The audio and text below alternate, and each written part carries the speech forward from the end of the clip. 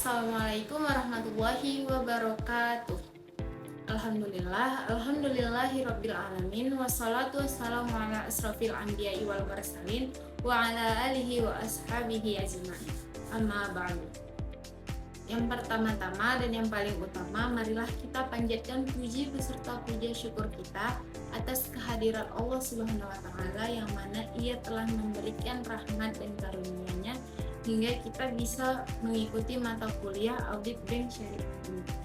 Tak lupa pula sholawat berangkaikan salam kita hadiahkan kepada junjungan kita Nabi Allah Nabi besar Muhammad SAW. Yang saya hormati Profesor Dr. Saparudin Siregar SEAK MAG MACA SAS QGIA selaku dosen pengampu di mata kuliah Audit Bank Syariah. Perkenalkan, saya Mutia Sawang Tongguk dengan NIM 0503221012 dan teman saya Hikmah Indriani Harahap dengan NIM 0503221027. Kami akan mempresentasikan hasil diskusi kami, yaitu standar audit Badan Pemeriksaan Keuangan terhadap Bank Syariah. Materi pertama yaitu pengertian audit syariah. Auditing adalah suatu set prosedur yang sesuai dengan norma pemeriksaan akuntan yang memberikan informasi sehingga agunan dapat menyatakan suatu pendapat tentang apakah laporan keuangan yang diperiksa disajikan secara wajar sesuai dengan prinsip akuntansi yang berlaku. Praktik terkait pentingnya proses auditing juga terdapat dalam Al-Quran yang berbunyi Bismillahirrahmanirrahim. Ya ayyuhallazina amanu in ja'akum fasiqun binaba'in fatabayyanu an tusibu qauman bizahalatin fatusbihu ala ma fa'altum nadimin. Shadaqallahul azim. Artinya, hai orang-orang yang beriman, jika datang kepadamu orang fasik membawa suatu berita, maka periksalah dengan teliti agar kamu tidak menimpakan suatu musibah kepada suatu kaum tanpa mengetahui keadaannya, tidak menyebabkan kamu menyesal atas perbuatan itu. Quran Surah Al-Hujurat ayat 6. Materi kedua yaitu kompetensi auditor syariah. Kompetensi adalah sebuah kecakapan dan kemampuan dalam menjalankan suatu pekerjaan atau profesinya. Orang yang kompeten berarti orang yang dapat menjalankan pekerjaannya dengan kualitas hasil yang baik. Kompetensi yang harus dimiliki auditor syariah adalah sebagai berikut. A. Memiliki keterampilan, sikap, dan pengetahuan di bidang akuntansi atau auditing. B. Memiliki ketentuan syariah terkait prinsip dan hukum Islam, khususnya pada fikih muamalat. C. Memiliki pemahaman yang kuat tentang as-sunnah, ilmu fikih Islam seperti usul fikih. D. Memahami standar akuntansi internasional yang diadopsi dengan standar akuntansi dan auditing yang berlaku di dalam wilayah nasional, serta standar yang diadopsi oleh negara-negara muslim lain jika mereka ingin bekerja di negara lain yang telah menerapkan audit syariah. E. Kefasihan dalam berbahasa Arab dan Inggris. F. Memiliki pemahaman dengan pengetahuan yang baik dalam bidang keuangan dan bisnis. G. Memahami teori dan praktik manajemen. H. Memiliki akhlak yang baik, berwibawa, mampu berpendapat tentang ketentuan dan tujuan syariah. Materi ketiga yaitu peran auditor syariah. Peran auditor syariah menurut Malahayati sangat bergantung pada kompetensinya. Kompetensi yang diklasifikasikan sebagai dimensi perilaku yang berhubungan dengan pekerjaan yang unggul. Kinerja di mana orang-orang tertentu melakukan lebih baik daripada orang lain. Selain itu, kompetensi juga terkait dengan keterampilan teknis, keterampilan pengetahuan yang dilakukan untuk pekerjaan, terutama pekerjaan dengan unsur profesional. Bahkan kompetensi dapat generik atau organisasi tertentu. Kompetensi merupakan kombinasi dari atribut yang relevan seperti pengetahuan, keterampilan, dan sikap sebagai dasar untuk mengukur kompetensi umum auditor. D. Laporan audit. Laporan audit merupakan sarana komunikasi auditor dengan pengguna laporan keuangan. Dalam laporan ini, auditor menyampaikan opini terkait kewajaran laporan keuangan yang telah diaudit. Opini tersebut dituangkan dalam laporan audit standar yang formatnya telah ditentukan oleh Ikatan Akuntan Indonesia atau IAI. Kalimat pertama menjelaskan laporan keuangan yang diaudit, kalimat kedua menguraikan tanggung jawab manajemen, dan kalimat ketiga memaparkan tanggung jawab auditor dalam menyatakan opini. Laporan auditor dibagi menjadi beberapa bagian. Yang pertama itu ada laporan audit wajar tanpa syarat. Akan diberikan oleh akuntan publik jika auditor telah melaksanakan pemeriksaan sesuai dengan standar auditing yang ditetapkan oleh IAI, Standar Profesional Akuntan Publik. Yang kedua itu ada laporan audit wajar tanpa pengecualian. Laporan audit standar tanpa pengecualian berisi beberapa bagian yang berbeda. Yang pertama judul laporan standar auditing, alamat laporan audit, paragraf pendahuluan, paragraf ruang lingkup, paragraf pendapat, nama kantor akuntan publik, dan tanggal laporan audit. Selanjutnya, yang ketiga laporan audit wajar tanpa pengecualian dengan paragraf penjelasan atau modifikasi perkataan. Suatu audit yang lengkap telah dilaksanakan dengan hasil yang memuaskan dan laporan keuangan telah disajikan dengan wajar. Tetapi auditor yakin bahwa penting atau wajib untuk memberikan informasi tambahan. Yang keempat, laporan audit tidak wajar atau menolak memberikan pendapat. Yang kelima, auditor menyimpulkan bahwa laporan keuangan tidak disajikan secara wajar. Standar prosedur audit. Prosedur adalah suatu urutan-urutan seri tugas yang saling berhubungan dengan diadakan untuk menjamin pelaksanaan kerja yang seragam.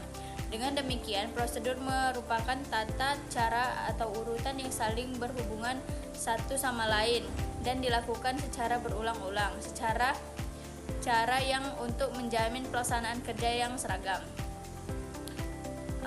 Prosedur audit adalah pekerjaan yang dilakukan secara rinci untuk mengumpulkan tipe bukti audit tertentu yang harus diperoleh pada saat tertentu dalam audit. Adapun prosedur audit yang biasa dilakukan oleh auditor, yang pertama itu ada inspeksi, adalah pemeriksaan secara rinci terhadap dokumen atau transaksi dan kondisi fisik sesuatu. Yang kedua ada observasi. Observasi adalah prosedur audit untuk melihat, mengamati, dan menyaksikan suatu kegiatan. Yang ketiga permintaan keterangan. Ialah prosedur audit yang dilakukan dengan permintaan penjelasan secara lisan. Yang keempat, konfirmasi. Konfirmasi berbentuk penyelidikan yang memungkinkan auditor mendapatkan data secara langsung dari pihak ketiga yang independen. Yang kelima,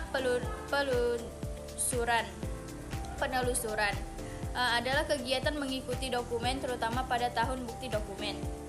Yang keenam, pemeriksaan bukti mendukung adalah prosedur audit yang meliputi inspeksi terhadap dokumen-dokumen yang menunjang suatu transaksi ataupun informasi keuangan untuk menekankan kewajaran serta kebenarannya. Auditor dalam menjalankan proses auditing memerlukan kerangka kerja sebagai acuan dalam memberikan arah terhadap pekerjaan. Prosedur audit yang dirumuskan dijadikan acuan oleh auditor dalam melakukan proses audit. Laporan audit. Laporan audit adalah merupakan media yang dipakai oleh auditor dalam berkomunikasi dengan masyarakat lingkungannya. Dalam laporan tersebut, auditor menyatakan pendapatnya mengenai kewajaran laporan keuangannya yang telah diaudit. Pendapat auditor tersebut disajikan dalam suatu laporan tertulis yang umumnya berupa laporan audit buku. Laporan audit buku terdiri dari 3 paragraf, yaitu ada paragraf pengantar, paragraf lingkup, dan paragraf pendapat. Menurut Mulyadi, ada beberapa tipe pokok laporan audit yang diterbitkan oleh auditor, yaitu pertama, laporan yang berisi pendapat wajar tanpa pengecualian. Laporan audit standar wajar tanpa pengecualian digunakan bila kondisi seperti berikut. Yang pertama, semua laporan keuangan seperti neraca. Kedua, ketiga, standar umum telah diikuti sepenuhnya dalam pengawasan penugasan. Yang ketiga, bahan bukti yang telah cukup dikumpulkan dan auditor tersebut telah melakukan penugasan dengan cara yang memungkinkan baginya untuk menyimpulkan bahwa ketiganya standar pekerjaan lapangan telah terpenuhi. Selanjutnya, laporan keuangan disajikan sesuai dengan prinsip akuntan yang berlaku umum. Yang terakhir, tidak terdapat situasi yang memerlukan penambahan paragraf penjelasan atau modifikasi kata-kata dalam Al-Quran. Selanjutnya, ada laporan yang berisi pendapat wajar tanpa pengecualian dengan bahasa penjelasan. Yang ketiga, laporan yang berisi pendapat wajar dengan pengecualian. Jika auditor menjumpai kondisi-kondisi seperti berikut ini, maka ia memberikan pendapat wajar dengan pengecualian dalam laporan audit. Pengecualiannya itu ada lingkup audit dibatasi oleh klien, auditor tidak dapat melakukan prosedur audit penting atau tidak dapat memperoleh informasi yang penting karena kondisi-kondisi yang berada di luar penguasaan klien maupun auditor. Selanjutnya, laporan keuangan tidak sesuai dengan prinsip akuntansi yang berlaku umum. Yang terakhir, prinsip akuntansi yang berlaku umum digunakan tidak diterapkan secara konsisten. Selanjutnya, laporan yang berisi pendapat tidak wajar. Akuntan memberikan pendapat tidak wajar jika laporan keuangan klien tidak disusun berdasarkan prinsip akuntansi berlaku umum sehingga tidak menyajikan secara wajar posisi keuangan. Yang terakhir itu ada laporan yang di dalamnya auditor tidak menyatakan pendapat. Auditor tidak menyatakan pendapat atas laporan keuangan audit, maka laporan audit ini disebut dengan laporan tanpa pendapat. Kondisi menyebabkan auditor menyatakan tidak memberikan pendapat. Jadi kesimpulannya, makalah ini menegaskan bahwa kompetensi dan profesionalisme auditor syariah sangat menentukan keberhasilan pengawasan dan pengelolaan risiko di bank syariah. Kompetensi tersebut meliputi pengetahuan mendalam tentang standar audit syariah, prinsip-prinsip ekonomi Islam serta kemampuan teknis dalam etis yang tinggi.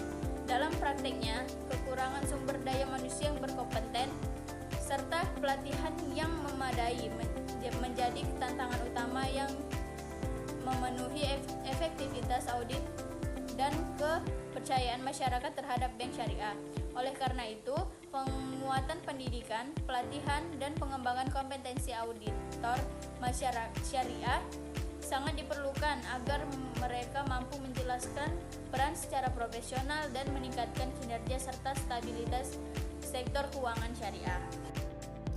Sekian yang dapat kami sampaikan. Kami tutup dengan doa kafaratul majelis. Subhanakallahumma wa bihamdika asyhadu an la ilaha illa anta wa astaghfiruka wa atubu ilaik. Wassalamualaikum warahmatullahi wabarakatuh.